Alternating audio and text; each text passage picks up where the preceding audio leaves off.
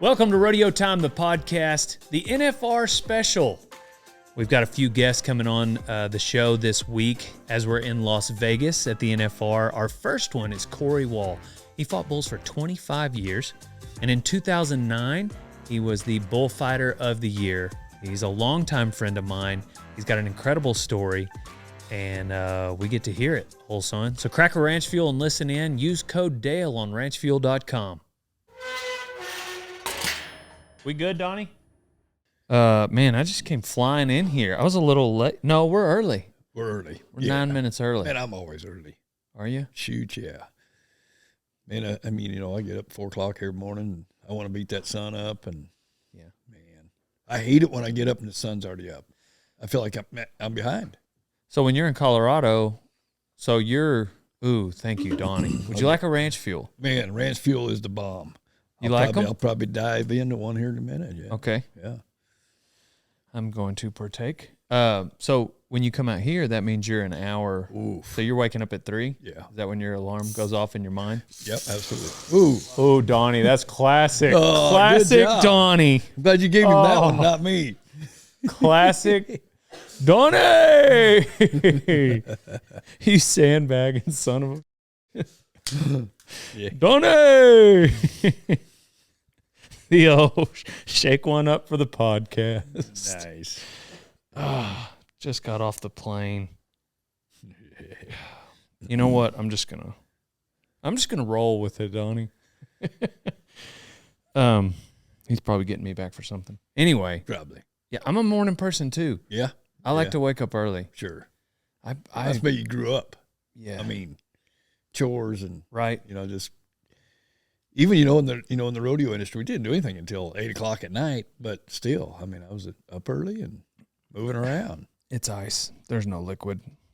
The only liquid that was in it's on my leg. It's all gone.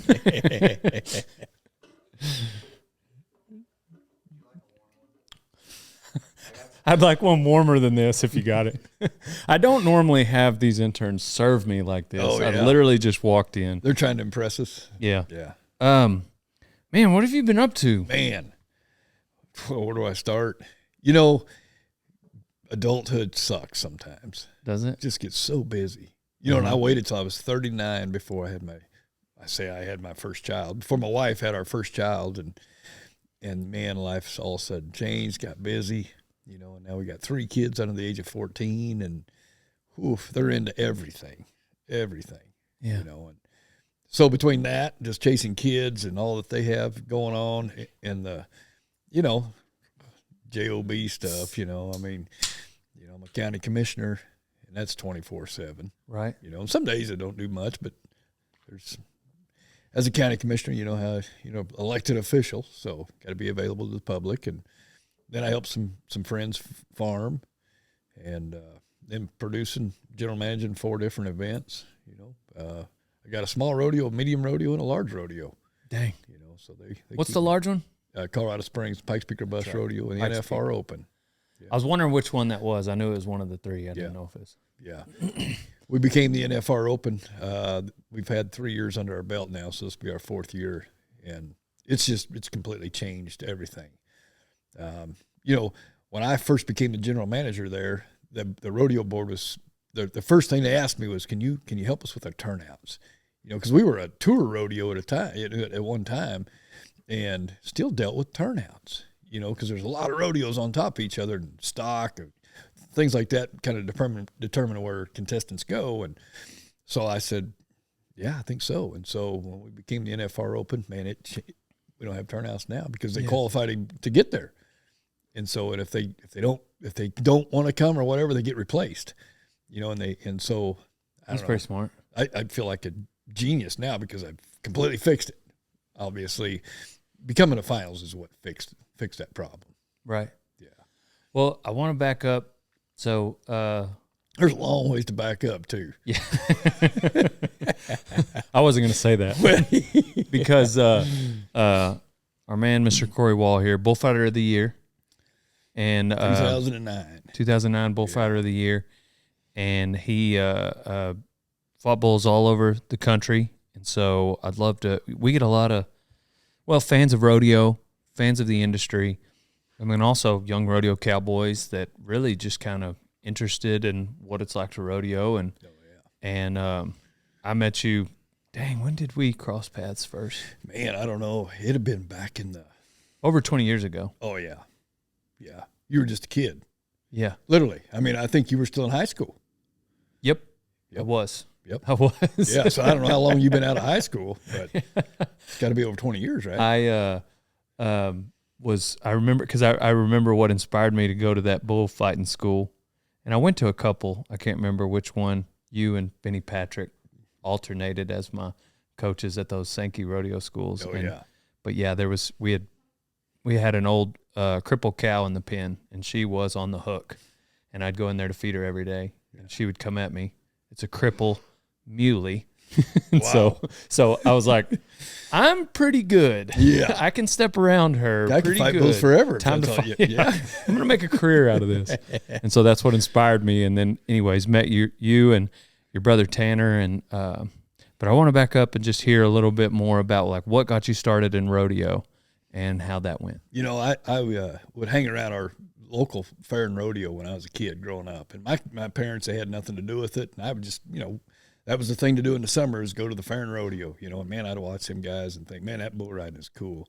So I had to wait till, and I was into athletics big time. I wrestled, played football, ran track. And, that really took most of my, up until 18 years old is, between going to camps and just practices, off season, on season, whatever.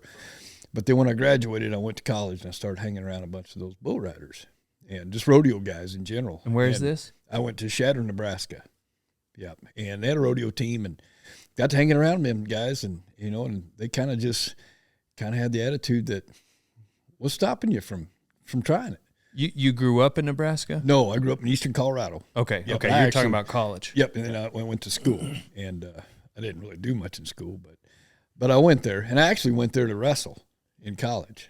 But then I was hanging around them guys, and they kind of took a liking to me, and next thing you know, they said, "What's stopping you from pursuing it?" So I went to a 3-day Sankey rodeo school, and I went to learn how to fight bulls. Which one? In Abbeville, Kansas. Man, cold. Was it cold? Oh, my Lord, have mercy. Ugh. And it froze. We got down there, and I slept in my pickup, and I was broke and just, man, but that's all I wanted to do. I just wanted to figure out if that was something I could do or not. And you were riding at the school? So I went to a school, and I got on some bulls and just fell in love with it. And then I went right back to another school as a bullfighter. And when I went to it, I showed up and I think there was 16 other bullfighting students. Golly. Huge class of bullfighting students. And guys had some experience and, and I'm trying to fit in, but man, I don't even have the right stuff on, and I kind of felt like I stood out a little bit. But I learned real quick, it didn't matter. Once you got in the arena, it didn't matter if you had experience or you didn't. The even playing field was those bulls. They didn't care. And so I found out real quick that if I was just willing to listen to my instructor, Gary Jones was one of the instructors at the time. He's a Wrangler bullfighter. And he just really encouraged me that, man, if this is what you want to do, this is where you're going to find out.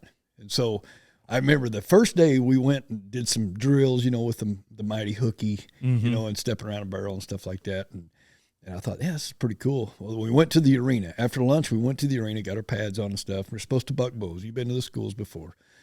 Well, none of the bull riders were ready. They didn't have their spurs ready or anything like that. So Lyle Sankey, he goes, well, you bullfighters, if you're ready, we got a bunch of fighting bulls over here. Why don't you guys go first? So, man, there's 16 there, but 17, whatever there is. And Gary Jones, he turned around and he says, well, who wants to try it first?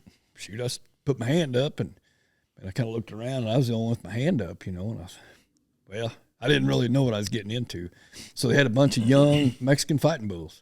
They loaded them in there, and I remember walking out in the arena and asking him, what do I do? And he kind of looked at me like, oh, boy. If you're asking now, so he just said, just don't get killed.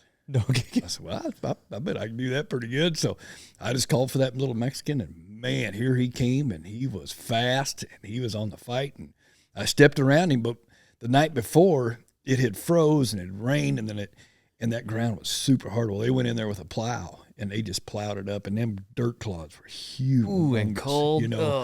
And man, I was trying to step around that little bull, and I fell down, and he was just mashing on me, and I couldn't get away from him.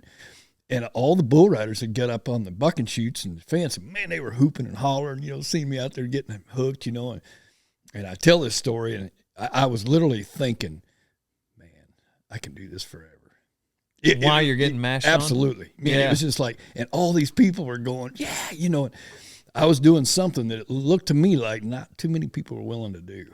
Yeah. And that was kind of my drive from that point forward, and I made a career. There's two things that I made a career out of, and, really three, but the two were just be tough. Absolutely be tough. It doesn't matter how bad something hurts. Find it in yourself to just keep doing it. Mm-hmm. Keep doing it. And then just outwork everybody. Yeah. I didn't have the most talent. I didn't come from a rodeo background. I couldn't jump higher than most guys. But nobody was going to outwork me. And then if something ran over me and mucked me out or whatever, I could find the energy to be able to just keep going. Mm-hmm. And I made a career. I say a career. I mean, I fought bulls for 25 years. And, it's a long time, especially when you're in front of about 1,500 bulls a year, And you raising your hand, you said Gary asked who wants to, just a quick deal about Lyle. I was teaching at New Caney, the bullfighting one year, and I had maybe 6 students. we bucked a section of bulls, and there was a big, it might have even been a steer. It looked like a cow, but just had his head up. They, how they get tall after 3 or 4 years, you know. Yeah. And but anyhow, I might have somebody rode him. I made a pass and made one round, and he's just big and intimidating. But I was like, who wants him? And they all nobody said anything. And I turned to Emmy Cannon. I was like, all right, turn him out. And we went to lunch. And we were walking underneath that little overpass going in there to eat lunch. And one of the dads of the kids said, that's kind of BS that you didn't motivate them guys to get off the fence. And immediately I kind of felt my shoulders slump like, oh, man. And then Lyle was behind him, and heard him. And he said, no, sir, this is rodeo. You got to be self-motivated. Yeah. We're not here to get you off the couch. Right. We're here to teach you if you want to learn. Yeah.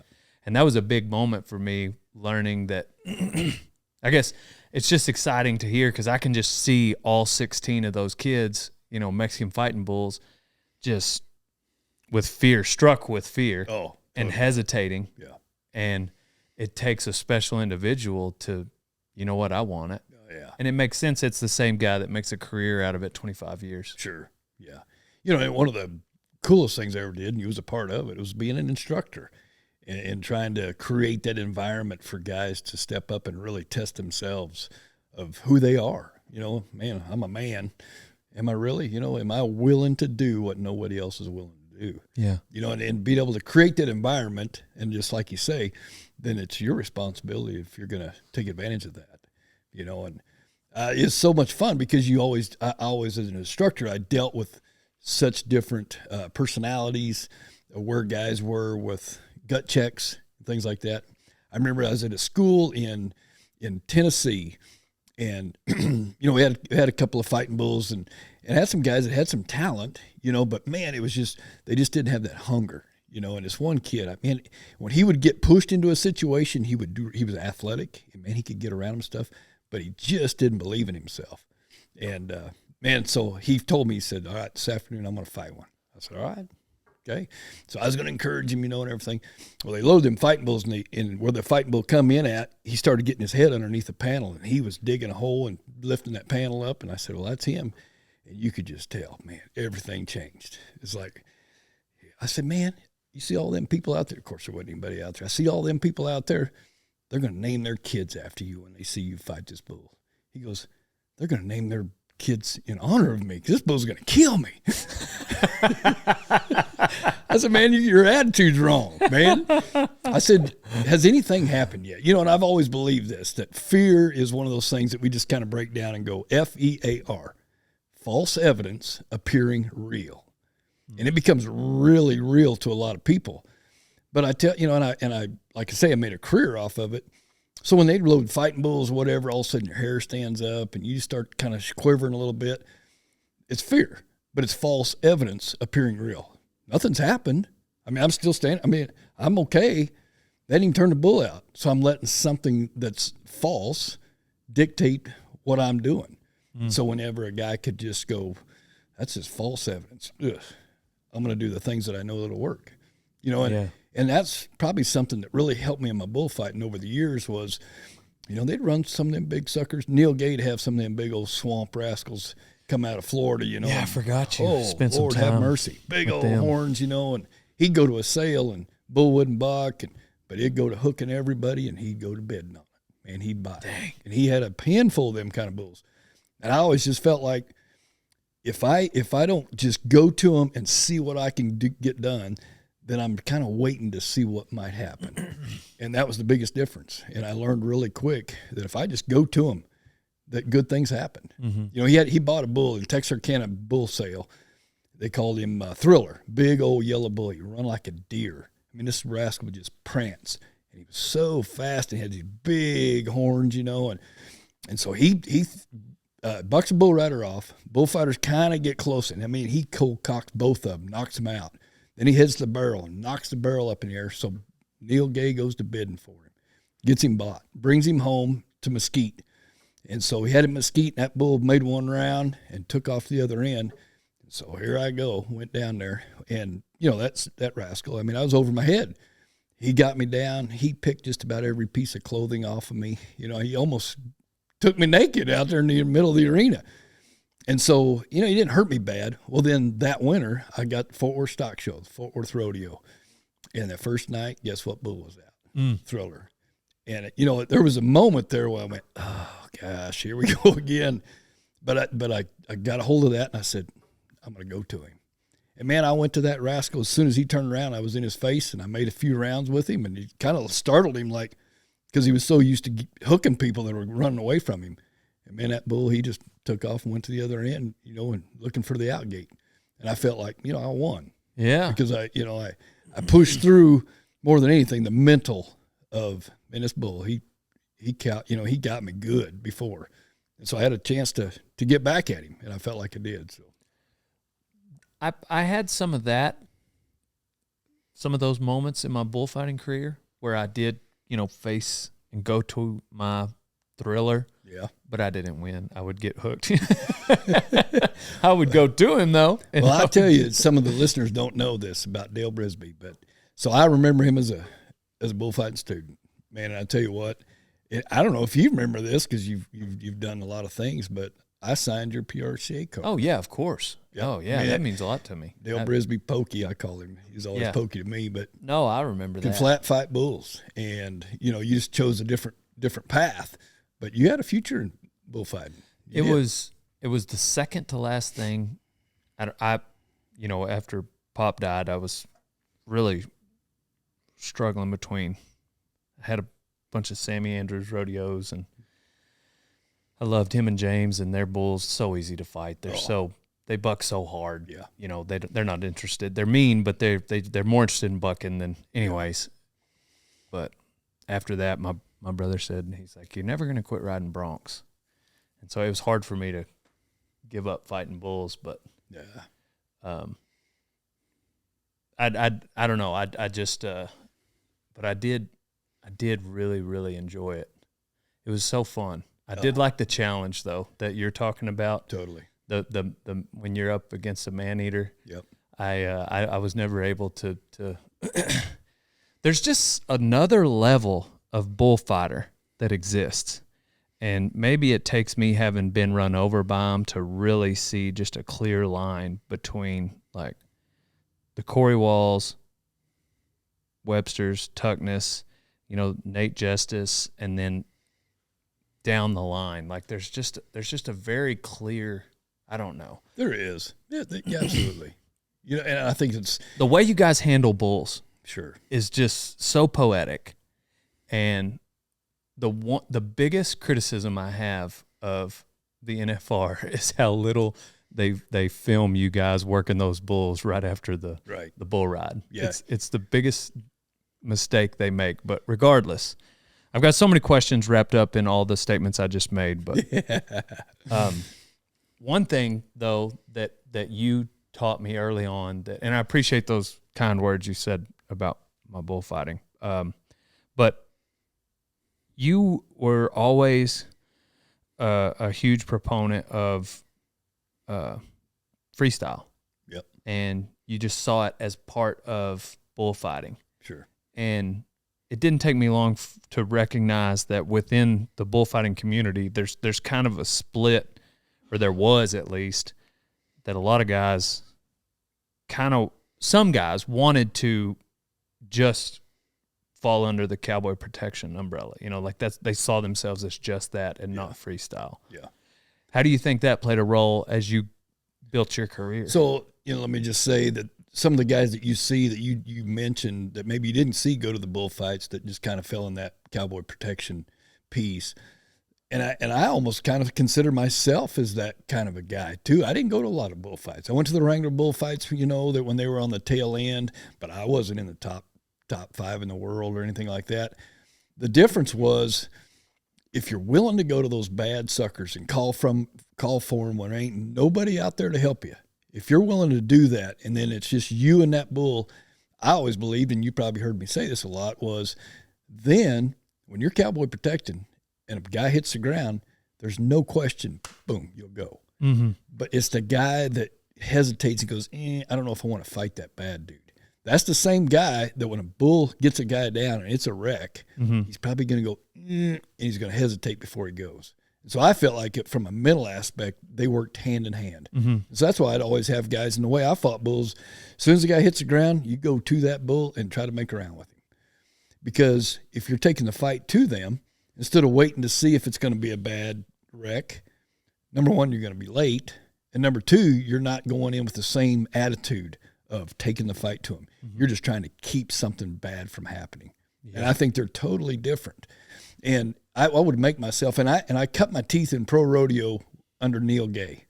And for the listeners that don't know, Neil Gay, was an incredible stock contractor. He knew bulls, but he knew production. And he knew that, hey, I may not have the greatest bull riders here at my event, and they all buck off or whatever. But if a bullfighter would go to them bulls and make a round and do something exciting, the crowd loved it, and then the gate would come open, and he would sell the show. And so that's what he expected out of bullfighters. Mm-hmm. And when I went down to Mesquite, got in there somehow, I would go to them bulls, and it caught his eye. And after the performance, he says, hey, I've got a bunch of TV performances, and I'd like to offer them to you. And I thought, oh, wow, that's great. The great Neil Gay offered me that and everything. And so I went down and worked my first TV opportunity, and I was a little starstruck by it, because I knew, man, at TNN, millions of viewers on TV was watching, but I didn't want to screw up. And so bull would buck off and go to the other end, and I'd make sure everything was okay, and I'd just kind of back off. Well, after the first section of bulls, because he'd start with bulls and end with bulls, he rode over to me and he says, hey, I hired you to fight bulls in front of all these people on TV. I want you to do like you did before you was on TV. And I told him, I said, we'll never have to have that conversation again. And he knew exactly what I was talking about. I didn't like being called out that I wasn't doing what he hired me to do. So from that point forward, guy'd hit the ground, man, I'd go to him, whether they fought or not. And, it was more that they did fight in Neil Gay's pen. And then I'd go to other rodeos, and different stock contractors had a little different view on it. And they would always say, yeah, it's enough. Leave him alone. Leave him alone. Yes. And I always felt like that was encouraging to me when they were having to call me off. That's awesome. And I always felt like I wanted to be that dog that you had to call off. Yeah. Yeah. And like I say, I made a career out of it, but I think I stayed healthy. 25 years fighting bulls, and I'm pretty healthy. We could sit here for 30 minutes and talk about all the injuries. Right. But being able to fight through those injuries and things, I was, number one, a work ethic. I took care of my body and things like that. But when I would get hooked, when I was going to them and being aggressive, it seemed like I'd have less injuries than if I was playing defense. And I think that's probably true in any kind of contact sport. Mm-hmm. And so that's probably what kept me healthy more than anything over the years. The things that it really, really hurt me and stuff was when I'd do things that, I love to jump bulls. Yeah. And I didn't have a huge vertical or anything like that, but it was all about timing. And then there was a few bulls that I jumped that I probably had no business jumping at all. But, boy, I'd get in the moment and, Boy, the crowd's just waiting for something to happen. And I'm thinking, here's my opportunity. And you just get hooked and come down, land on my head, weird. you know, and I broke my neck twice. And, you know, I have some issues with it now, but I wouldn't change anything, absolutely change anything, you know, and a big part of that is, and I'm sure you can understand this, but I always hoped that there was going to be somebody that watched me in some way and it encouraged them or inspired them to at least ask me, hey, what makes you tick? Mm-hmm. And there was a great opportunity to talk to people about what makes me tick. And what makes me tick is I believe I was put on this earth for a reason. You know, I believe God has a plan for my life. And, you know, bullfighting it was just a short window of my life. But it was an opportunity to open a door for people to go, you know, where's your values at? And, you know, my values is keeping my focus that God has a plan for my life, and I'm going to continue to try to walk that plan out. I'd mess up from time to time, whatever, but he had a way of always bringing me back and living a life that was going to be encouraging, especially to young guys, you know, and what a great opportunity that was. Yeah. I do remember you always seem to have just a solid walk. And very well-mannered, well-behaved. Like early on, it was cool for me to see and hang around guys like you that you weren't just swayed by peer pressure, you know? You walked your walk, and it was one that was following after the Lord. And that's something that I've always seen in you, and also Benny. Circling back, so what year did you start working for Neil? It would have been in about 96. So was that at that time, was it a pretty big deal that you were able to pick up bulls? Like in the arena, meaning like turn bulls back? You know, they rarely would have us do that. Or if you could explain. So a lot of times a bull, you know, he'll buck really good if he has a little bit of help. And sometimes they just buck and they're trying to buck the guy off. But if they see a bullfighter and then they go to chasing him and then it makes them start a spin, that kind of teaches them bulls how to buck. And so a lot of younger bulls, you'll turn them back is what you'll do. And, you know, that in itself is you got to really, you know, Miles Hare always talked about having, you know, just that bull savvy, the sense of, you know, how to get in and get out. And I learned a lot from Miles Hare, a lot. I really respect that guy. But his way to, you know, be a good bullfighter is one it's not seen until he's needed, and then he disappears. You know, and I learned a lot from that. And turning bulls back, getting them bulls' attention, getting them to start to spin, and then getting plumb out of their way and let them do their job. And as soon as they buck the guy off, then you're right back in his face, making sure he doesn't hook anybody. And then as he's heading towards the outgate, you just get out of the way and let him go by. And, you know, a lot of young guys, and even guys that aren't young anymore, they have a real hard time of being able to, you know, they can disappear, but then at a moment's notice, you got to be right back in them bulls' face. And, you know, that's just something that over time you probably learn more than anything is the experience. But studying other guys, you know, and I had the opportunity to fight bulls with Miles Hare and Rick Chapman at the same time, and at a rodeo in Gladewater, Texas. You know, and those guys have been there a long time. And, well, I stepped in there, and it was kind of, you know, they were kind of my heroes in the industry, in the business, and I got to go in there. And I was, I say young, I mean, I was probably I was 30 years old almost, you know, but I was kind of new to the pro rodeo scene. And that Miles, you know, he's just such a good guy. And he says, hey, Cocky, you know, he'd always call everybody Cocky. He'd say, hey, come here. Anything up here, we got it. Anything goes past it, you're on it. I said, okay. And anything that went just a little ways out, I would just go to him. And what he was doing, he was really kind of grooming me and letting me see if I had what it took to go to him, you know, and I got these Hall of Famers, both world champion bullfighters. And here I'm just a nobody in the industry. And he just let me, instead of him just, you know, blowing kisses and hey, everybody look at me, he's like, hey, I got this kid here we'll see what he's made of. And so it was a great opportunity for me. And when you say when they get past this point, you're talking about turning them back. No, I'm just talking any kind of a wreck or anything that went on. he basically said, I ain't going to take more than a couple of steps to do my job. You're the young kid that's trying to make a name or whatever. Anything goes past there, go to all him. yours. Gotcha. Go for it. So that's how, in his mind, at Gladewater at least, that was how the third guy played a role. It was kind of like we kind of rotated through. It was different. Now they fight bulls with three guys all the time. At the NFR, a lot of the big rodeos and stuff, and I never really ever fought bulls with three guys. I was used to always having two guys, and you got one side, and you're always rotating. With three guys, man, it just seemed like it was too much. And so we would just kind of rotate through. I'm on this side, then I'm on that side, and then I'm out. And you're out. And when I'm out, I'm just kind of, if one of them guys gets down, then I'm coming to help. Mm-hmm. Otherwise just let them do it. But what he was telling me and what I picked up on was, if a wreck happens out there towards the barrel, you're the young kid, and you got the legs under you. Go out there. Yeah. How do you feel about the way they use three guys now? I think it's incredible how they're able to do that. I don't know that I could fight bulls with two other guys. Didn't you do that a lot in Houston? At Houston, we still kind of did the rotate through, though. Did you? Yeah, and one guy would always be out of way, and then if one of the bullfighters, if one of them went down, then there's your second guy coming in. Yeah. Much different. It seems like it would take three very knowledgeable bullfighters to make three at a time work. Absolutely. Because if one guy messes up, the other two are on top of him. Yeah, in the first 5 years of my bullfighting, I fought bulls by myself. Right. I mean, I was just the only bullfighter. And well, usually that was what you or Lyle, I can't remember who said it. Like usually most rodeos, that's how many they have. The second guy's just wearing paint and he drives the truck. Yeah, totally.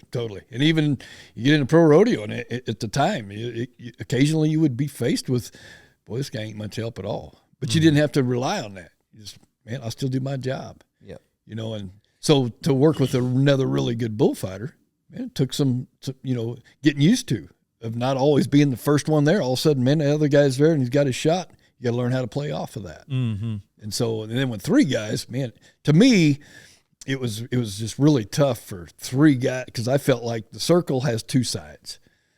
Now they've made it to where that circle's always rotating with three guys, and Dusty and Webb, and they do a great job. You never see them running into each other, right? And that was what I was always afraid of, is running into somebody. If I go to shoot a gap and that bull takes that gap away from me, sometimes I got to go the other direction. And then if there's a bullfighter right there, you end up running into them, but you just don't see these guys running into each other. There seems to always be, there's always like a flow. Yeah. And did you ever feel like just some nights it just seems like things flow to a certain side? Oh, absolutely. Did you ever try to turn that on its head, change the flow? Oh, how did that play a role in your mentality? And sometimes that flow will happen towards the outgate. And especially when you got these preferred buck and shoots that they got left-hand deliveries, right-hand deliveries. Mm-hmm. So the center outgate, and bulls that are bucked on this side, a lot of times the wreck would happen towards that outgate. And whenever I was fighting bulls with somebody, we'd just, you got that side, I got this side. And so you'd always stay that way. And it seems like if we were mainly on that side of the arena, most of the wrecks would happen on this side towards that outgate. Well, if a lot of the bulls were on the opposite side of, the outgate was on the opposite side of me, it seemed like a lot of those opportunities to make a save and stuff would happen away from me. And I don't know, you just, when you love it and you crave it so much, you almost try to make something happen when it really wasn't no big deal. And I don't know if that's a bad thing, as long as you're not creating a wreck, but you can still create some excitement, and maybe that extra step where that bull was getting ready to leave, but you made sure that he made one round with you before he left, and then, your good announcer says, oh man, and what a great save by the bullfighters, where you could have just went and then just let that bull go away. But in my opinion, I didn't do my job. I didn't need to save that guy, but I still have a job to entertain people. Mm-hmm. And so I always felt like, first thing I work for, the guy that owns the bull. I don't want to screw his bull up in any way. If I have to stay back or if I have to turn him back, whatever he wants. Mm-hmm. Then when the whistle blows or the bull rider bucks off, I go to work for that cowboy. And then as soon as I get him in the clear, now I go to work for that crowd. So I felt like I had three different aspects of people that I had to work for. Unless it was a committee hire. Yeah. And then you work for them. Well, you got to do something for the committee. You got to. But, those people, you could just go, no wreck, no big deal. But I think eventually, the crowd would go, well, man, these bulls ain't that big a deal. Anybody can fight bulls. But if you made them bulls look like, boy, they almost got that guy. Oh, they almost got that guy. Next thing you know, man, the rodeo elevates, the guys bucking bulls, all of a sudden they're elevated to more of a dangerous situation. Mm-hmm. And then you elevate yourself too, because then you're giving that announcer opportunities to go, hey, look at what Cory Wall did, and look at the replay screen or whatever it might be. So I just always felt like there was always opportunities at every rodeo, at every bull riding to do something, and I just, I was never that type of guy that could just, everybody's okay, I don't need to do anything. I felt like I needed to do something to get somebody excited. And I made a living off of doing that. And I think a lot of stock contractors, committee guys would see that. They go, man, I'd like to have that guy at my rodeo. Mm-hmm. So it's just like anything that we do, it's a different way of marketing yourself, and with it came a lot of bumps and bruises, broken bones, things like that. But I accepted that, and it was a part of it. How do you feel about the bullfighting game and where it's come to in 2024? The bullfighting as far as your protection or the freestyle? All of it. Both just of them, like, I guess in general, what I had in mind was bullfighters. I think every era of bullfighting, there's always been that cream of the crop. Mm-hmm. There's always been those guys that are just, I never considered myself out there crazy or anything like that. I'm just a very sensible person, but as soon as we buck bulls, something changes, and I crave that explosion of, and sometimes it's me getting through there. You see Dusty a lot. Tuckness. And fighting bulls with Dusty was always fun because, I worked Houston with him for a lot of years, and we'd have a performance where we'd buck 8 bulls, and we wouldn't even break a sweat. And we would get back to that locker room and just, you could tell we were just mad at ourselves because we didn't have that opportunity to get that crowd to just go, oh my gosh. And so, one time down at Houston, Kiss was singing in concert right after the bull ride. So we got Kiss there. What an opportunity. So we all dressed up in makeup and everything. We looked like Kiss. And so we're fighting bulls and looking like Kiss, and that Dusty, he was throwing himself on everything.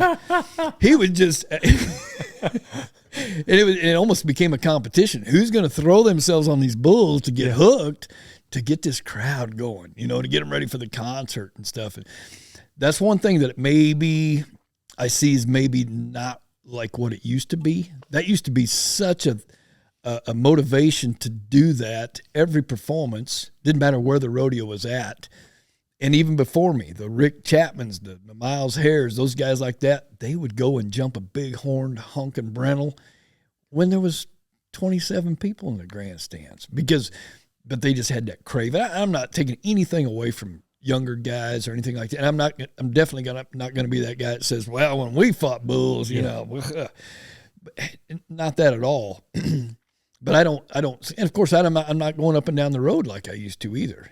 My rodeos that I produce, but I don't personally see that crave to just do something spectacular to set that crowd up on their feet, like what we tried to do. And I'm not saying it's not happening. I just, right. But there's a crop right now that, they've elevated to the top. They're at the top of their game right now, and that's what they do. But by and large, I never felt like I was ever that upper echelon, but I felt like I had that crave of being that person. I feel like, I fought bulls for several years, and in my short time fighting bulls, it seemed as though there were a lot of guys that freestyle bull fought. Yeah. And then there were a few of us that would enter them, and I would enter them here and there, but not all the time. To be honest, the conversation I had with myself was that I needed to I needed to have a freestyle bullfight on my horizon, if I was going to fight bulls, based on kind of what I'd learned from you. Sure.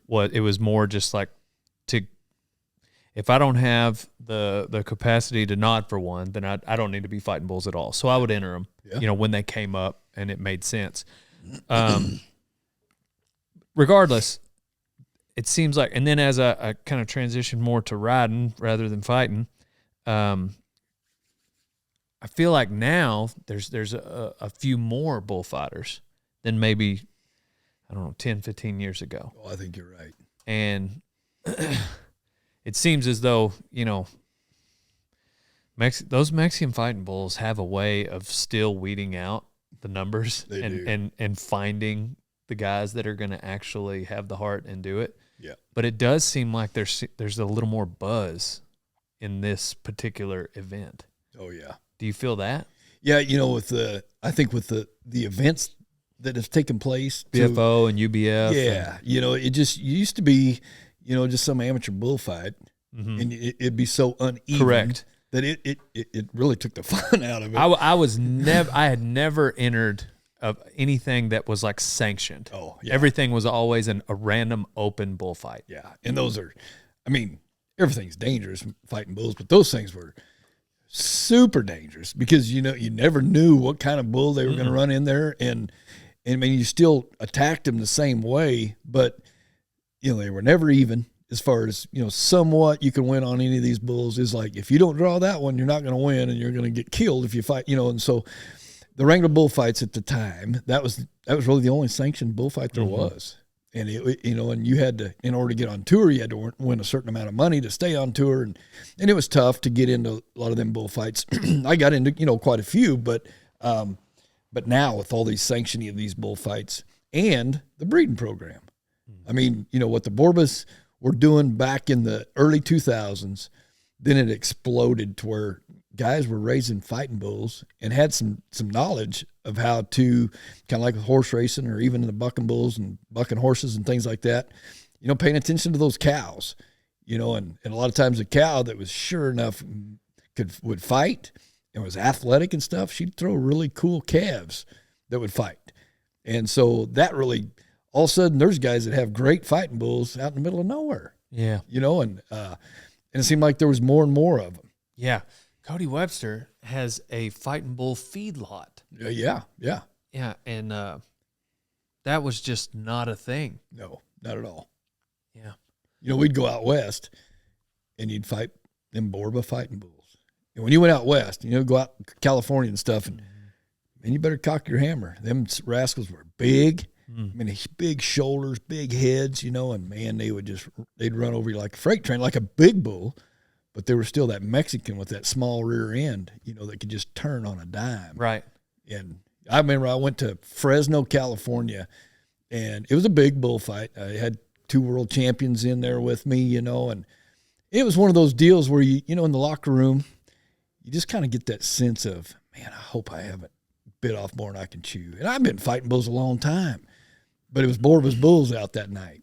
And, I went and looked at the draw, and one of the Borba young guys, one of the brothers was there, and he goes, "What do you got?"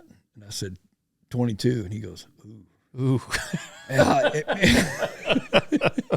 Ooh. I don't know if he knew what he was talking about or not, but I'm like, oh, crap. And, man, I about threw up, And, yeah. And then it was another 2.5 hours because we had the PBR, because that was the PBR bullfights at the time. And had to wait till all the bull riding got over before, and I'm in that locker room, and I bet I lost 20 pounds just being so nervous about it, And, man, by the time it finally came to fight that rascal, and, and I got along with him great. I ended up flat-footing him and stuff, and yeah, I almost went and punched that dude just thinking, oh my gosh, man, well, you about ruined my night. It's crazy how many rodeo cowboys' nights have been ruined because of comments like that. Absolutely. He all he said was, that have no idea. No idea. Do you remember, it was right after one of the schools I went to learning from you, because you were judging, but it was at the stockyards. Oh, yeah, I was in high school. Yep. And my dad. Like an FFA? Yeah, my dad started that. There you go. The FFA. He started the FFA rodeo. That's right. And it used to be not during state convention, and you'd have to anyway.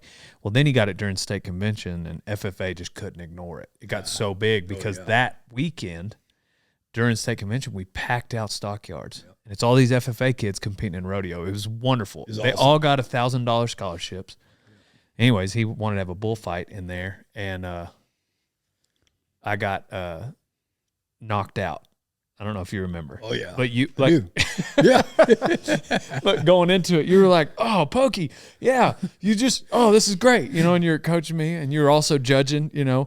Well, anyways, then I don't know if I'd ever, you know, told you later, but it was just funny because the photographer there got like, there's no video of it, but of course, play by play, you know. Yeah. And CK, they were all muleys. You know, they were pups. It's cool little dudes. Cool little dudes, but CK just like hung this flank on them. And you can see the progression of my bullfight where this flank just gradually, and by the time I make this reversal, I turn around and he's just standing there waiting. And he like plants the top of his head right under my chin. There's no flank on him. You know, it had fallen off by the end of the fight. Yeah. And CK's in the background just smiling. And he still brings it up every time I see him. CK does. He's like, man, your dad packed this place out that weekend, and we cleaned your clock. That's good stuff. Oh, man. You know, the fun stuff about, you know, is, you know, the bullfighting. I mean, it's just, oh, man, it's another level of, you know, just masculinity and this and that. You know, but it's the fun stuff. Yeah. You know, especially when guys, you know, are about to puke or whatever, you know, oftentimes it was me, but you know, being able to jack with guys, you know, and do things like that just to keep it real, you know, and that you know, even, you know, like with Dusty and Andy Burrell, you know, I mean, he was just tough. You couldn't kill that guy, you know, and Andy, I seen him get his teeth knocked out one time, and he turned around and he goes, my teeth are gone. While the bull's still in the arena, you know, and man, I was laughing while we're going to this bull, but just those opportunities to just have fun, because you never know. It could be my last day ever doing this. Yeah, you know, I mean, it was really one of those, and people that fight bulls, obviously they know this, but you try to keep it in the back of your head that this could be the bull that wipes me out, and I never do this again. Golly, I mean. I know in the rough stock, I mean, there's no way it happens in the town event, but every single... This could be the last day I get my fingers straight. Hey, you bulldoggers, leave me alone, okay? I think maybe it's after a certain point, because I think when you first start, you're not thinking about that. No, not at all. But then once you know, get knocked out a few times, maybe break a limb, whatever... It starts to really like, or you just know someone, you've shaken the hand of someone who's no longer, you know, that makes it the most real probably. It does. But yeah, it does cross your mind. But there's just something about the fact that there's a fight to be had and you've chose to engage in it. Yep. And there's just something that makes a man feel like a man. Yeah. That when somebody told me, everybody keeps telling me I got to read Wild at Heart, but they talk about that, absolutely. like how it, you know, every man needs a fight to fight. Yeah, yeah. Hey, thanks for listening. Just real quick, wanted to thank our sponsors that make this show possible. American Hats. Pull it down where it crumps your ears just a little bit. That's how you know you got that dog in you. But you got to wear an American hat to do that. While you're also wearing rock and roll denims, got to have reflex. Feeding Total Feeds in your Can-Am side-by-side. And when you need some protein, go to mountainops.com. Y'all check out Rodeo Time for your apparel needs. Now back to Cory Wall. You know, I know this probably sounds sexist, but my wife and I talk about it all the time, that there's a reason why women don't do certain things. You know, and I've had girl bullfighting students before. Very talented, athletic, gymnasts, whatever, you know. But when it comes time to just bail in there and you know you're going to get your butt kicked, I have yet to ever had a girl student that and I know I'm probably going to get hate mail for that, but there's something that a man is just wired different. And I believe God created us different than a woman. Thank God, you know. Nobody likes to see a woman get hurt. Oh, it's just totally. When a man goes in and gets hurt, I mean, it's like everybody's it can be funny like, sometimes. Wow. Yeah. Their first reaction is entertainment, and then they're like, well, I hope he's all right. Yeah. But hopefully he's okay, but that was entertaining. We always had a few second rule. You couldn't laugh at a guy until you knew he wasn't dead. Right. But then we kind of changed it, you know. Well, as long as he's not like almost dead, you can go ahead and laugh. Right. You know, I mean, so, but you got to keep, laughing is something that God put inside of us that sometimes I would laugh while getting hooked. Mm-hmm. But it was just a different way of coping with a really intense situation. Yeah. And there, there's nothing like, and you know how it feels, but sometimes things just happen. It's like a car crash. You didn't see it coming. What happened? Right. But then there's other times that you go, this is going to hurt. and you still do it. There's a big difference. Yeah. I mean, it's kind of like being in a car and going, okay, I'm going to crash this car. And you see it coming, you're anticipating and everything. That's a whole lot different than it just blindsided. Mm-hmm. And that, I guess that was the thing that just always, I don't know if motivation is the right word, but the excitement of knowing that I'm going to get my butt kicked and doing it anyway. Yeah. And then a lot of times I get my butt kicked or whatever, then afterward they go, that wasn't that bad. That wasn't that bad. What's crazy is with bullfighters, not only the fact that you got to go into that mentality every single night, for 3 or 4 nights, however long the rodeo is, but also like most of the time or some of the time, you may not even know who it is that you're going in to more times save than the bull not. from. Yeah, absolutely. You're not familiar with the person. Nope. Or another step further, you don't like him. Yeah. And you still go in. Yeah. That's what's crazy. It is. It's one thing you see a mom doing something for her child. Yeah. There's a God-given instinct there that causes her to react, but totally. Like when a man steps in that gap for somebody he doesn't like, and that's got to happen every rodeo. There's going to be at least 1 or 2 bull riders. Some knucklehead bull somebody. rider. Yeah. And yeah, there are knucklehead bull riders. Yeah. And that's something that I believe you either got or you don't have. Yeah. I really do. And to prove my point, even after I retired. So in 14, in 2014, I retired. It'd been 25 years. So then I'd been producing rodeos for quite a few years. Well, one of the rodeos I produced, so I'm retired now. I'm not a bullfighter anymore. I've got my tie on, my suit coat and everything. And Bobby Welch, he's at our rodeo, and he's last to go. And he rides this bull, and he steps off of me, and he hangs a spur in the bull rope. Ooh. And bullfighters that I had hired, they stepped through there and tried to do their job, and it's not that they did anything wrong, but he had that spur hung in that bull rope, and it slung Bobby around, and then that bull seen the bullfighters that direction and then turned and seen Bobby, and, man, it was an easy target. Well, here I am with my clipboard. I'm running a rodeo and everything, and I never even hesitated. I just shot the gap, and, man, I got smoked. Of course, I don't have any pads on or anything like that because I always fought bulls with pads, try to protect my vitals and things like that. And this dude, man, he smoked me, and it hurt, but I made a save in it. And so Punkintown rodeo clown, Frankie Smith, he was the barrel man at the time. He comes up there and he goes, Cory, you got to turn that switch off.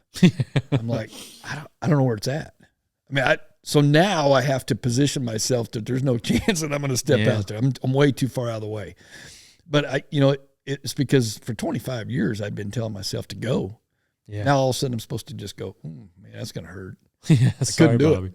Couldn't do it. Yeah. But then I looked up in the crow's nest and my wife's looking at me and staring at me, and I'm like, ooh. A little frustrated. She was upset with me. I got to reading a lot of the books coming off of the war overseas and GWAT. And there's one story that pops up a few times. It's Mike Mansour. I think they're in Ramadi, and him and 2 other Navy SEALs are on the roof, and somebody throws a grenade over, lands in the middle of him. He's got a stairwell to his right, and then Navy SEALs in front of him, and he jumps on the grenade, kills him. His name's Mike Mansour, and saves their life, obviously. Anyhow, it's just like this entrancing story, and I feel like every single man that hears that immediately wonders if they would do that. Right, sure. Sure. And I don't know. I would hope that I would, but it's how long do you have to think about it? Yeah. Because it was a different book from a different person that wrote a story that same thing happened. The guy yelled grenade, jumped back. It ended up being a dud or something, or not a grenade. Oh, wow. And they jokingly, for the rest of that deployment, called him Medal of Honor.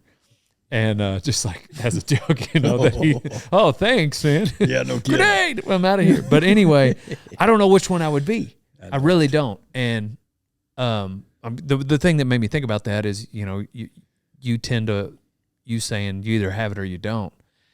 What was your experience watching? You've instructed a lot of young guys. Like, I mean, is there no way? For instance, the kid that said they're going to name their children in honor of me. Yeah. Could that guy be the guy that eventually shoots the gap with Bobby? I think so, and here's why I say that. If they would experience what that feels like, push beyond that limit. Shooting the gap or saving someone? Both. And because you can watch it happen and just not have that oomph to do it, and you may never get it. But if you made yourself, and almost like me as an instructor, push you, and you go, oh, man, you got me hooked, and then you go, that wasn't that bad. Actually, that felt kind of good. Then that something clicks. Mm-hmm. And I didn't need somebody to push me. I wanted that feeling. Mm-hmm. I wanted to do something that a lot of these guys weren't willing to do. Yeah. And so I see that in different young guys when I was helping or whatever, or even that I see, fighting bulls, is you can see when that light switch goes off. Mm-hmm. And especially to the schools. You get a guy to finally step in there because he just knew that if he ever grabbed a hold of one, he would die. Right. So he grabs a hold of one, and then he doesn't die. And it's like, wait a minute. Yeah. Man, I can do this. Right. And that's that. And in my opinion, facing a fighting bull is the best way to find out real quick. Because the fight comes to you. Yeah. You don't take the fight to them bulls. Right. Like when them bucking bulls, you got to go fight them. Them fighting bulls, they bring it to you. They sure do. And so then then the light goes off because that fight came to you. You stepped around them or you get hooked, whichever, but then you walk away from it going, I think I can do this. Mm-hmm. But how many opportunities does a guy miss because it's waiting for him to take the fight to him? And if they always say, well, I want a cowboy protect, but I don't want to freestyle, that, in my opinion, is missing an opportunity to get ahead of the game and start growing as a bullfighter. Mm-hmm. Face your fears. Let it come to you. Steamroll you. As opposed to, man, I just need a nudge. That's the biggest difference to me. Yeah. And that's just maybe a philosophy of mine or whatever. Yeah. But I learned it through experience. I do think there's you can hone the craft, obviously, by time and reps and training and getting in front of more bulls. And now that we buck bulls at the house every week, because I've got interns, and a couple of them are what I call bucket list bulls, where if somebody wanted to get on one bull, these would be the bulls they get on. They're just dinks, Sure. But we recently got another one. He's a bucker, and he's not mean, but if you hang to him, it's going to be a rodeo, and he'll hook a little, but and then we'll go to JB's, and there's no telling what he'll run in there. Yeah. But anyhow, it's reminded me like if you're not paying it, I mean, there's such a difference in just having that switch and being sharp and being tuned up, and you take a break from being in the arena with cleats on. Yeah. And you come back and like you're just 2 steps behind. Sure. And but I do think that, like you said, like I just often wonder, I don't know the actual answer. I don't know if you can train the one guy who jumps away from the grenade, who they jokingly call Medal of Honor. I don't know if you can train him to be the Mike Mullins. I'm not sure. I guess I tend to believe that you can. Yeah. And here's the reason. A grenade's fatal, right? Yeah. I mean, what's the chances you're going to jump on a grenade and actually walk away from it and go, man, I could do that again? Probably not. Yeah, exactly. Where stepping in front of them bulls, guys perceive that that's going to be fatal. But when they do it and then they realize, not just in their head, but they realize in their heart that, this could be catastrophic, but there's a chance that it's not going to be. Yeah. But until you actually do it, you'll always have that hesitation. Mm-hmm. And I think that's probably the difference. What do you suggest to someone who does want to get started? Go to a bullfighting school. Man, and I figured this out. if you hang around the right kind of people, the people that you want to be, those are the people that are going to encourage you, and they're actually going to tell you the things that maybe you don't want to hear to get better. You hang around a bunch of guys that are not going anywhere in life, they're going to make sure that you're not going anywhere as well. And so going to a bullfight, a good bullfighting school, somebody that's trustworthy, somebody that's proven, and in my opinion, has values, life values. Because, what we do in the arena or whatever, that's great, but that's only a short period. I fought bulls for 25 years. Yeah, 1,500 bulls a year or whatever. But so for 2-hour rodeo at night, that bull ride only lasts 8 minutes, 9 minutes. And actually, in between bulls, it was less than 30 seconds per bull. And that's actually a long time. So when you dissect it that way, is being around those types of guys that's going to help me in life, as opposed to just what I do for just a few seconds, right, is way more important.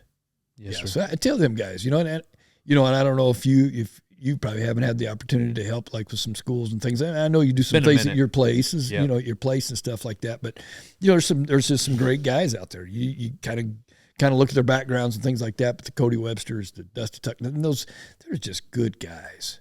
Yeah, and they have their head on straight. There's a reason why they've been so successful. Yeah. Yeah, you get like Cody Webster is just and Dusty, they're just not going to paint the town and gallivant and they're going to work out and do what they need to do, and they're going to freestyle. Well, they're not going to enter freestyles, but they're not scared to freestyle. They're going to go to them. And now they got the biggest rodeos in the country. Absolutely. Yeah.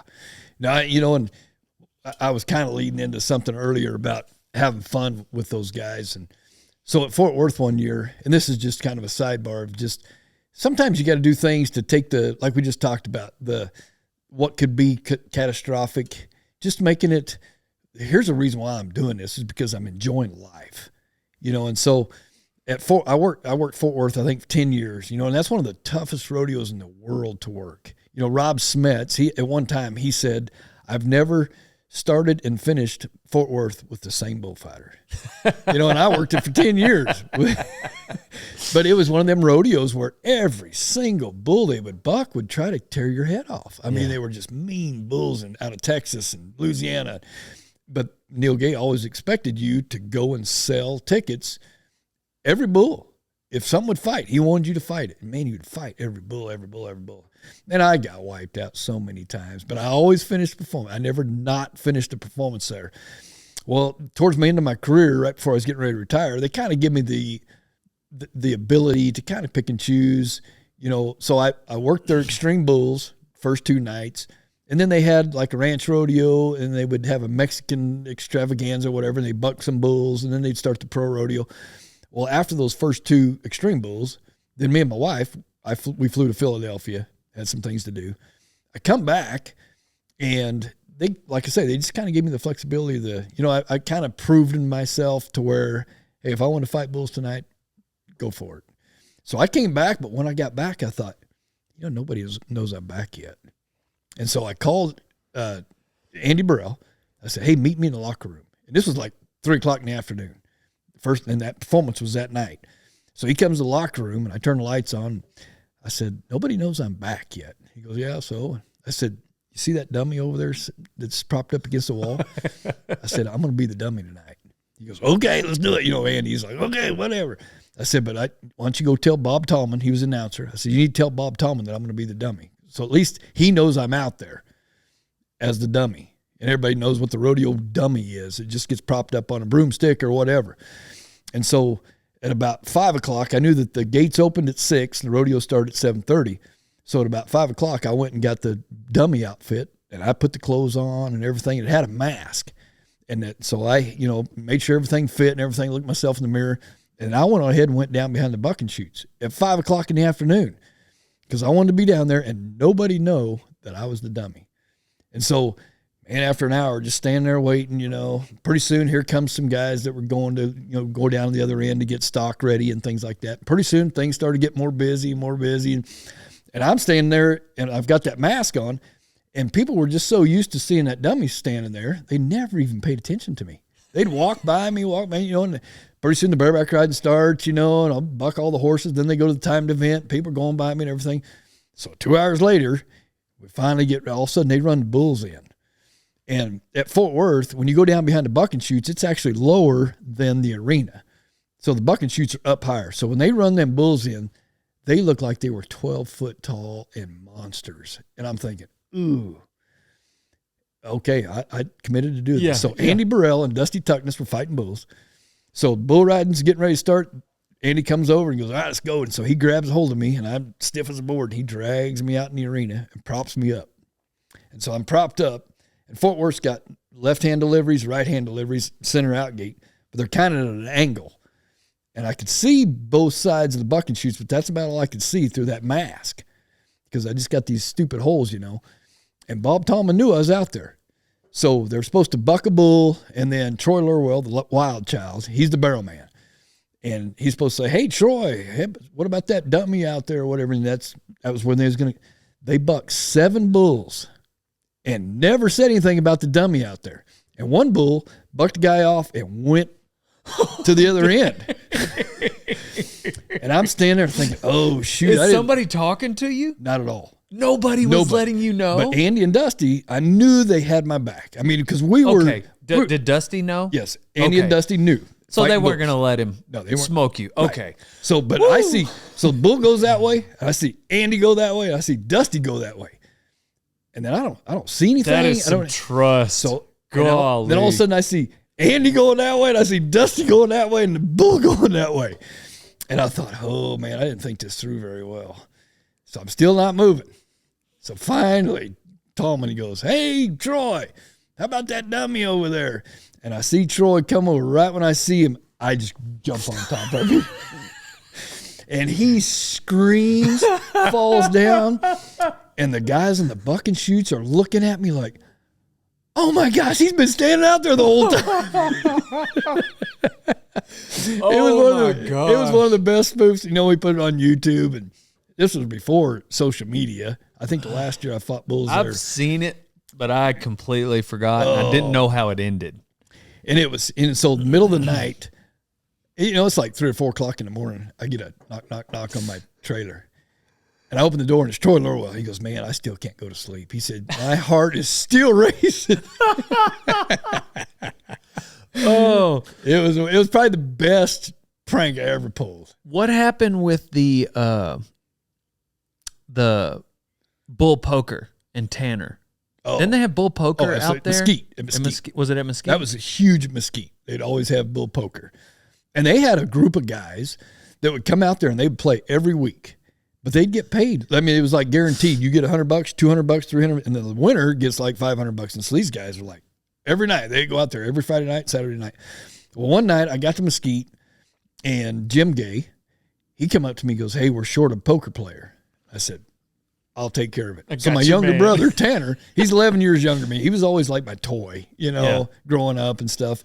And he was, golly, he was cooler to me when I was a kid at those schools. Like Tanner, and I still think he's cool. It's not there's not a part of the story where he lets me down later. But I remember thinking that, and then Cody Winch. And golly, y'all three were the coolest people I'd ever met in my mind.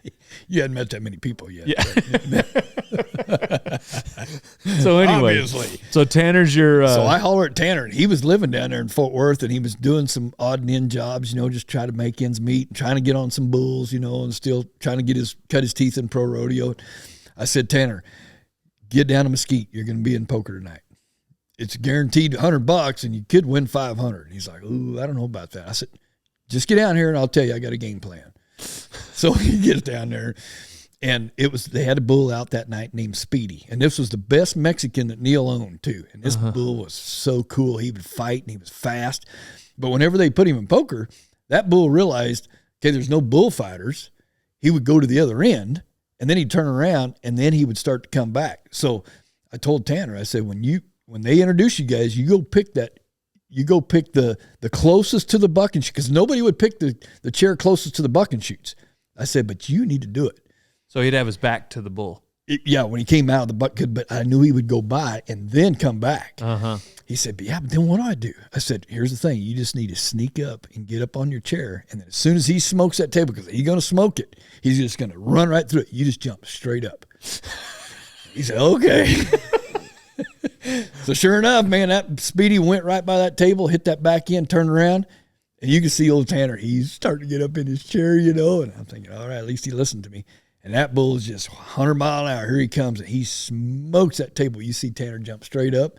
That bull run underneath and took the table and everybody out. He just landed on his feet and walked over to the fence. Got his 500. He got his $500. Golly. Man. He'd do anything I asked him to do. Yeah. Told him to do. Yeah.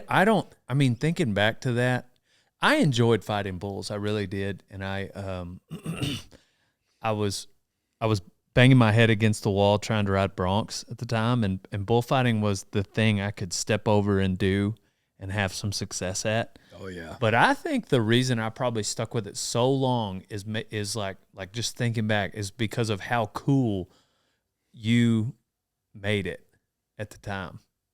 Yeah, that's interesting. I'm just, and so I brought cool to bullfighting. Oh my gosh. Like I just remember, I remember driving, we were at the,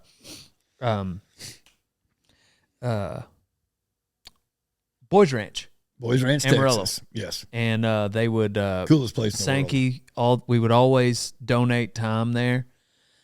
And golly, I can just remember driving back from into Amarillo and riding in the pickup with Tanner and Cody. There was a girl there, and yourself, and just the way y'all acted, because y'all were so cool. But like I said earlier, you were respectful. You didn't have dirty mouths. You guys weren't drinking.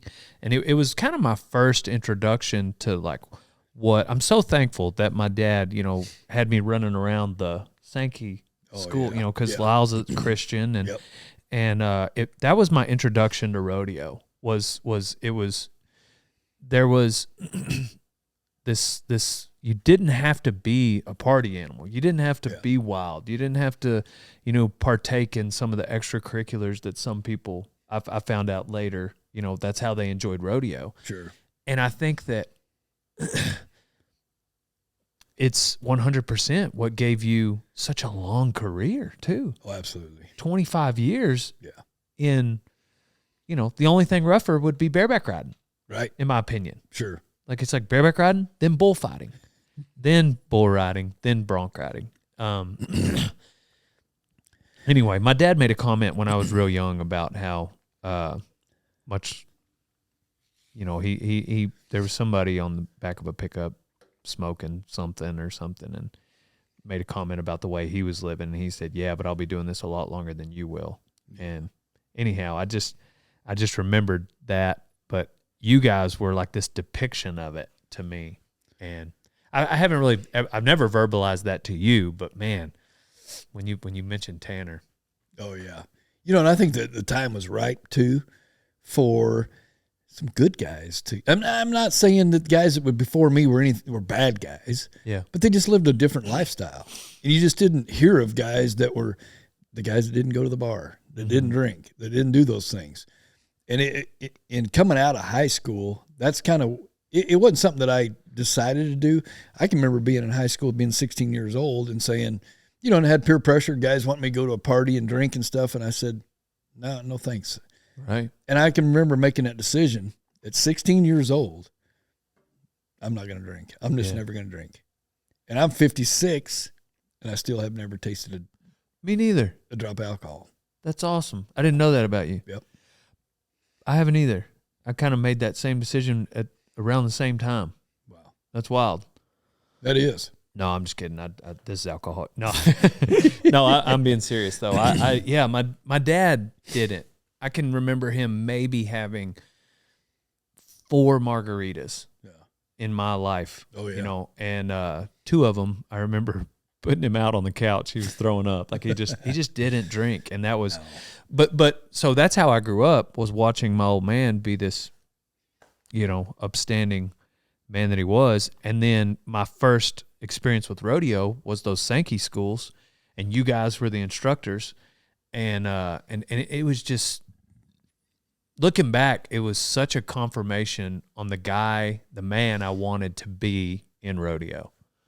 And that was just, my rodeoing, the fun part for me was the rodeoing. Oh, yeah. You know, and I enjoyed, I would go to the beer tent. I would drive guys. Sure. You know, I liked staying up late occasionally, but what I loved about rodeo was rodeo. Yeah. You know, and behind the chutes and the smell of a freshly dug arena. One day I'm going to perfect it and make it into a candle. But that was just, I don't know. No, there's nothing like it. And, you know, rodeos all across the country, you know, they're also different settings, different facilities. You know, sometimes the dirt is pristine. Sometimes it's clumpy, this and that. But like say, man, when they start opening slide gates and running bulls in, there's nothing. I mean, that sound is, it was the same everywhere. You know, and it just gets your motor running. Yeah. A bareback rider's hand cracking over. Yeah. The smells. You go, ooh, it's go time. That was going to be my life forever. And I remember you brought up Abbeville, Kansas. I was in Fort Scott, Kansas. And I actually went to that school to get on bulls. But Benny got hurt or something. Oh, maybe and so. He was like, y'all come, you know, Lyle was like, all right, well, you're our bullfighter now. Oh, yeah. You're not. Yeah. You know? And so I was no longer, you know, I've swapped from student to instructor, whatever. But anyway, Benny had a couple students and, you know, we were having a good time, and I knew Benny at the time, Benny Bob Patrick, and he made a comment. He's like, you know, don't ever underestimate your the comedy side of your personality, what it could be. And at the time, he meant be a rodeo clown. Sure.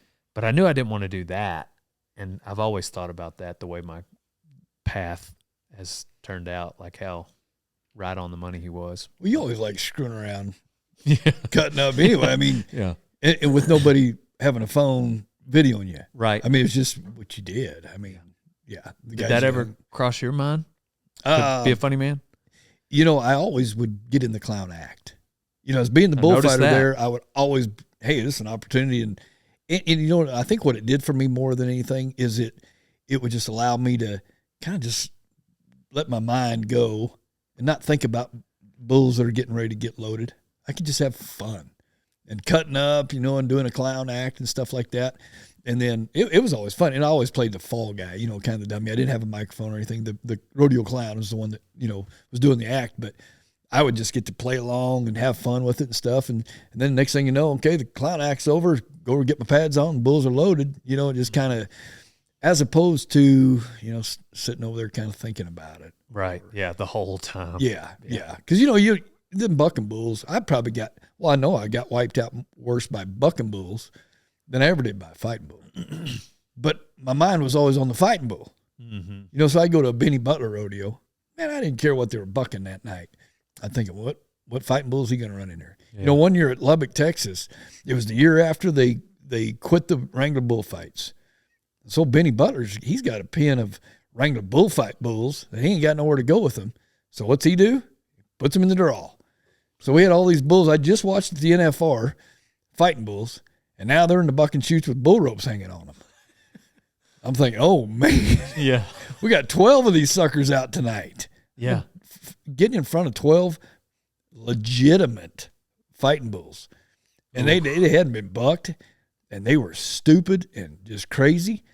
And my goodness, you know, it was just one after another, and you're just trying to survive. And I remember this bull kind of runs, I think it's Friendly Frank is what his name was. Man, he had big old horns, and golly, he could get you fast. And he kind of got his horn up underneath me, and I reached up and grabbed the buck and shoot, and he just helped me up. And I sat right on the buck and shoot, and Benny was right there. And Benny goes, "Get off the fence and get in the arena." I'm thinking, he put me up here. Yeah. You know, but Benny was great about, I mean, he wanted you to go to his bulls. Right. You know, and man, but he loaded a bunch of them that night. Man. Oh, it was crazy. Yeah. It was. Did you ever fight any for Charlie Thompson? Charlie Thompson. I love that guy. Just a great guy. I sure did. You know, we actually did some bullfighting schools out at Charlie's place. And he'd just do a great job of getting us the kind of bulls that we needed. And I'd have, hey, first time guy here, something's got some snuff to him, at least build some confidence, and he'd always load the right kind of bulls. He wasn't there trying to muck somebody out. Yeah, my bull did. He was there to help these young guys learn how to fight bulls. Yeah. I love Charlie. Yeah. My dad worked for him for a long time. Sure. Yeah. Cool. There's always been stock contractors that had a way of having bulls that would for sure keep you on your toes. Yeah. And you mentioned Sammy Andrews a minute ago. That has changed. Sammy's got bulls that they've always bucked, but man, he's got some hot rascals now. Yeah. He really does. I don't know if his bloodline or what has changed a little bit, but I seen him not too long ago, and they had bulls at the NFR Open. I general managed that, and he brought bulls, and I mean, every one of them rascals get you. Well, say they were. I mean, I guess God rest his soul. My first few pro rodeos, were Sammy Catalina. Oh yeah, and he had some decent bulls. Yep, but and he was good friends with Sammy Andrews. Yeah, compared to Sammy's bulls, the level of, I mean, Sammy's just got the greatest pen of bulls. That, I mean, they're so good. Yeah. And I think maybe what I meant specifically is just like some of these bulls as a bullfighter, like they're hot, don't get me wrong, but when they're 4 feet in the air, how much, right. If you go to them right away, sure, they're just so much easier to handle because they're kicking over their heads and they're jumping in the air. Like, if you'll get in there, you can get around them pretty easy. And so that to me was a big difference in just every single one of them bucked. And by the time they get to a bigger rodeo, that he might have, he's not going to bring something that doesn't. Yeah. So that was sure. But Sammy liked to bring a fighting bull at the end. James did. Oh, yeah. If it was just James there, because he didn't like to haul him, yeah. James would sometimes leave him at the house. Yeah. Especially if it was like crappy set of pins at the rodeo. Like you didn't have to fight a fight. Do you remember the name Phil Sumner? Oh yeah. So he's the one that raised J31 Bodacious, and sold him to Sammy, and then he ended up dying on Phil Sumner's place. But Phil Sumner would bring a fighting bull to Sammy Andrews rodeos a lot of times, and so that's where I was around them guys. I had a lot of Sammy Andrews rodeos. And one time he brought this big old yellow rascal that was, man, he was sure enough the real deal. And we fought him, got along with him good and everything. Well, then after the rodeo, they cannot get him pinned for nothing. He's, running everybody up the fence and everything. And that Phil Sumner, I'll never forget this. He's got a feed sack, and he's walking down the alley towards that bull. He just holds his hands up in the air with that feed sack, and he backs that bull up and then opens a gate, and that bull went inside there. I mean, he'd have killed me. Right. And anybody else that was trying that. Yeah. But that Phil Sumner, he knew them bulls. It was amazing. I just love that guy. Yeah. I remember hey, will you send Billy that address to here? I remember I was fighting Longview, Texas. And Sammy's flanks him on one side of the out gate, and then James flanks him on the other side. And I was in the middle of James like, hey, go tell Sammy we're starting over here. I'll go over there. Sammy, James wants to start over there. Say, no, you go tell James we're starting over here. I go, hey, James, Sammy wants to start over there. It's like, no, you tell. And and I bet I went back and forth no more than 5 times. And finally I was just, can y'all just figure this out? I don't want to be in the middle of this family feud. Just do what you're told. Golly. But any more these days, I think, he just lets James have whatever. I need to get one of them on the podcast. Oh, yeah. Maybe not both at the same time, but. Yeah, no kidding. I just talked to both of them this morning, man. I just love them guys. So Sammy Andrews tells a story. It's my greatest story of all time. So he's on a plane, and he sits down beside, he's a cowboy. He's flat, just cowboy. So he sits down on the plane beside this elderly lady, and she looks at him and goes, "You a cowboy?" He goes, "Well, yes, ma'am, I am." She goes, "Well, what do you do?" He goes, "Well, I raise bucking stock for rodeos." And she goes, "Well, do you have anything that I would ever heard of?" And he goes, "Well, as a matter of fact, I do. A bull named Bodacious." And she literally looked at him like this and goes, "Sure you do." Sammy Andrews, Like, it ain't no way this cowboy just raised bodacious. Golly. Yeah, he was so fun. Oh, so fun. Love Sammy. But, well, did you get it sent? Can you hand me that? We've got a few questions from the audience just to wrap up with. We normally start with them, but I kind of forgot to do the questions. I've got a bullfighter friend of mine, and his name rhymes with Rusty Truckless, and he just wanted to talk to you about when you knew it was time to retire. That's a good question. So I got to where I was really having to hustle to get around bulls. And and I've noticed a difference. Like, I was still getting around them, but man, I was really having to hustle. And I never did. 24 years up to that point, I just never really felt like I was having to hustle. I just could get around them. And that last year, the first few winter rodeos, Odessa, Fort Worth, San Angelo, man, I was having to hustle. And I felt like, and all of a sudden I thought, you know what, this is year 25. This might be a good year to call her quits. And go to all them rodeos one last time and tell them, thank you, but I'm done. And so that was pretty special for me to be able to go back to those rodeos one last time. A lot of them, man, they did some really cool things for me and stuff like that. But that's when it really hit me, is when I was used to being able to just kind of leave early and get by their horn, and boy, that year I'd leave early and, oh my God, I ain't going to make it. How old were you? 46. Yeah. Dang. Yeah. That's special though. Yeah. I've got another friend, Rusty, Cody, Webster. He wants to be a bullfighter. How do I talk him out of it? How do you talk him out of it? Well, you need to find something else to do, So one thing about Cody, a lot of people don't know. I had Cody at a school of mine when he was really young. I mean, he was like in junior high. Mm-hmm. He was just a kid. Yeah. And he was fragile, skinny little thing, and then I think, he went from there and really developed as he started to get older and things like that. But he was just a little old bitty guy, and I just wanted to keep him from getting him killed because he was just such a little tyke, But I was almost like, man, he's almost too young to be doing this. It's crazy how he's such a veteran and still in his 20s. I know it. Is he still in his 20s? Is he? Surely not. I mean, yeah, he's got to be 30. Yeah, I suppose. But still, like, super young. Yeah. Absolutely. Well, you and Miles seem to be kind of the standard as far as, like, a lot of bronc riders like to compare themselves to Billy E. Just, hey, well, Billy went to the NFR when he was 46. Maybe that means I got at least this many years left. But I feel like that's not typical. No. 46 and still fighting bulls. Yeah. Miles was pretty old, wasn't he? Yeah, he was. So I worked with him at Houston, him and Rick Chapman and myself. And then he was still there. Rick was no longer there. Then they brought in Clay Collins. And then Daryl Diefenbach was there for a while.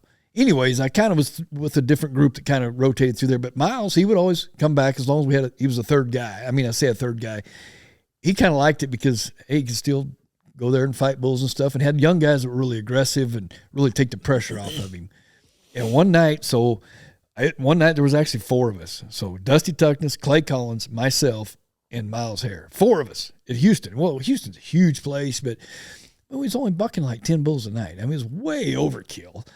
But one night, one of these bulls, I don't remember who, Dale Hall's bulls or something, jerks a guy down, knocks him out, and that bull's right there. And all three of us, I see three of us, the three young guys, we bail on this bull's head and everything, and this bull will not pick his head up. All of a sudden, he squirts out of there and goes and just mucks out Miles' hair. And Miles is like, I wasn't even doing anything. Get them. It was them. He's like, yeah, get the old guy, Yeah. But that was pretty cool getting to fight bulls with him. Last question. Do you still wear your paint outside of rodeo? I get painted up. I don't. And I was never that guy that wore my paint outside of the arena. Yeah. Take that stuff off before you go to the bar or go to the grocery store or whatever, you know. The only time, well, I shouldn't say the only time. One of the only times I wore everything out, my bullfighting cleats, my pads, everything, is because I got transported to a hospital. So I was at down in South Texas, just outside of Houston. I can't even think of the name of the rodeo. Anyways, they start with a section of bulls, end with a section of bulls. But they want to know if I do the opening prayer. I said, that'd be awesome. So I do the prayer. I throw the microphone back up. They do the national anthem. We buck a bull. Next thing I know, I'm strapped to a board in an ambulance, and we're headed to Sam Houston Hospital. Ooh. And I'm thinking, I wonder what happened. You know, I don't have a clue. Is my face gone? I mean, what? You know, I wake up. And so we pull into Sam Houston Hospital, and they open the doors, and all I see is these flashing lights everywhere. I'm thinking, what in the world is going on? And I'm strapped. I mean, they've got my head strapped to this board. I can't even pick my head up. They pull me out on the gurney thing, and I could tell these are like cop lights everywhere. And, man, there's noise going on, and they wheel me into the hospital, and they put me in this room. And I said, what is going on? And they said, well, the state patrol's here. There was a Crips and Bloods gunfight in Houston, and they arrested a bunch of them, and they got them in, and they're in the hospital. And they put them all in the same room with me. And I'm dressed like a bullfighter. Well, back then I wore baggies, tights, makeup. And so I'm strapped to a board, and I look like this with a bunch of gang members that are still fighting, that's got shot, gunshot wounds and stab wounds and stuff. I'm thinking, get me out of here. Yeah. And so finally somebody told me, well, that first bull out, guy hangs up, and I step in there. Well, the bull rider, he was slinging on the end of his arm. Dang. And he had some of them big old riles like that. It caught me right in the ear. Ooh. That was the last thing I, remembered. They said I was just snoring like an old man in the middle of the arena. So that's where I ended up, is in the hospital. Golly. So that was one of the only times I wore my paint and stuff out of the arena. Yeah. Y'all should have woke me up. Let me take my paint off. Oh, shoot. Well, yeah. I appreciate you coming on to the Rodeo Time podcast. We usually wrap it up with life advice. Life advice. And then just tell me again what rodeos you produce. Okay. So everybody will know. So we start off in July, the Pike Speaker Bus Rodeo, which has now become the NFR Open. Mm-hmm. Okay. And so that's in the second week of July in Colorado Springs.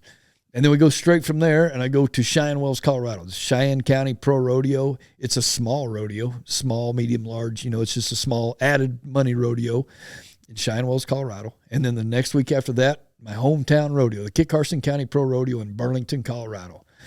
My wife and I have took it over, and we've probably been at it for 15, 16 years at least, something like that. And it's a medium rodeo now. We've really elevated it to a really, really good rodeo. Yeah.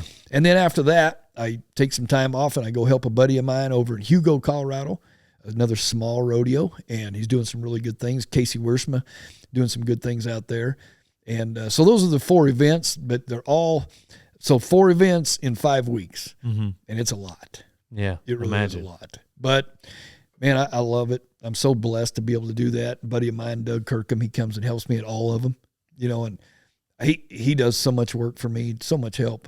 And I really appreciate his friendship and what he does. And good to have guys like that. Oh, it is. Absolutely. And my wife, Nikki, she's pretty special. She knows rodeo. She knows the ins and outs about it. She's never said this out loud so back in the day, man, early 2000s, something like that, old Pokey comes over to my trailer one night, says, "Hey, Nikki, could you help me maybe with my sponsorship stuff? I'm trying to get sponsors and things like that." And to be honest with you, she would say this today. She went, "This is a fresh out of being a teenager kid with aspirations, maybe being a bronc rider someday or maybe being a bullfighter, until he makes himself marketable." She didn't really feel like, I don't know that I can do anything for him other than just point him in the right direction. She says now, she goes, "I wish I would have had him sign something." No, I remember she helped me out, and we stayed in contact, and she did point me in the right direction. Absolutely. But at that time, there was just nothing. I didn't know what I was doing. I didn't know. Totally. Yeah. I knew better than to ask a sponsor. I knew that it was you guys, which you taught me at the Sankey schools, like it's not about asking for a handout. Like, right. You know, I deserve your money because I'm rodeoing, because I got to pay bills, you know. And so there was never that conversation I'd have with sponsors. But yeah, I remember she really kind of, I remember her helping me. Oh, so, yeah. Making yourself marketable. Yep. Letting the company know that, hey, there's some branding opportunities in what I'm doing. Right. You know, and then when you took off with the YouTube, I mean, I guess the YouTube would probably be the first. It was. Yes, sir. Okay. Because, I mean, I'm not huge on social media. I mean, I do it, you know, with the X thing now and stuff, things like that. But, you know, that was just kind of, my career was almost over when that started really taking off. Yes, sir. Know? I do have the bragging rights of being the first bullfighter to ever take a selfie with a bull. Because nobody had ever done it. And selfies weren't a thing. Right. But then I remember Sydney, Iowa, I took a selfie with a bull right on my butt. Yeah. I still got that picture. Yeah. You know, so now. I've seen it. You know, and guys are doing some pretty cool things in bullfights, you know, right. Having a selfie when the bull's headed towards them and then backflip or whatever, you know. Ross. Yeah. Hill. God rest his soul. Golly. Yes. That was so cool the first time he did that. So awesome. Cool. Awesome. He was one of those wild men that would just go to him. You know, and I think that I may have been, me and Rob Smets, we were in Gallup, New Mexico at a PBR. And, you know, I was fighting bulls with Rob. And Rob is 5-time world champion. I mean, he was the GOAT. Yeah. You know, and that guy was just so tough. Very tough. And I thought, it's a great opportunity for me. And one night, I'm just like, I'm going to do something spectacular. So Rob Smets would go, man, Cory, you know, and maybe something would come from it. And this big old rascal bounces off that back fence and comes. And I just waited out there and I squatted down. And I could tell Rob was like, what are you doing? And that bull lowered his head and came at me. And I just jumped straight up in the air and spread my legs. And he ran right between my legs and went through that out gate. And I don't know that I'd ever seen anybody do that prior to me actually doing it. So I always feel like I take credit for being the first guy to ever just go straight up and spread my legs. Now I see guys doing it a lot. Right. You know, so maybe I'd have made the pioneer of how to do that, you know, but I don't know about that. Well, you were definitely a pioneer for a lot of things in my eyes in rodeo. So I appreciate it. Well, we didn't get to your life advice. Life advice. Whatever you do, it doesn't matter what it is. Man, do it with this in mind, that God is watching everything that you do. Not as a person or a creator that's waiting for you to mess up, but he's watching you to become what he created you to be. So whatever you do, whether it's stocking shelves at the supermarket, fighting bulls, whatever it is, do everything. And not just the part where people are watching. Everything that you do, know that that's what he created you to do something, but you got to do it knowing that he's watching every step of the way. That's my life advice. I love it. Well, thanks again for coming. And you guys check out those rodeos and Pikes Peak or Bust. And thank you, Cory Wall. Oh, man. Thank you. On to the next one. Oh, thank you so much. Pow, pow.